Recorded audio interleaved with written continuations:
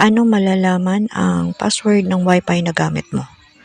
Okay, ganito, punta ka ng settings ng phone mo. Punta ka ng settings, then pindutin mo yung Wi-Fi mo.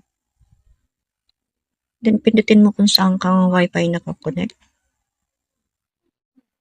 Then dito makikita mo yung share. Pindutin ang share. Then, itong phone ko kasi is Realme C55. Nakikita agad siya. Nakikita agad yung password ng Wi-Fi na gamit ko. Sa mga ayaw i-share yung kanilang Wi-Fi, huwag nyo itong screenshot. Ay nyo paggalawin yung phone nyo kasi talagang nakikita, pwedeng makuha yung password ng Wi-Fi nyo. Ayan. So, hindi nakikita yung kanilang password. So, screenshot nyo na lang itong QR code nyo. Ayan. Kapag na-screenshot na, punta kayo ng Google. Then dito sa Google, buksan mo yung camera.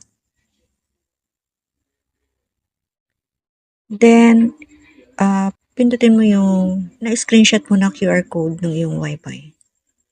Then, makikita mo na dyan yung password ng Wi-Fi na gamit mo. Ayan. So, ganun lang. Paano malaman ang password kapag hindi mo alam yung password ng Wi-Fi na gamit mo.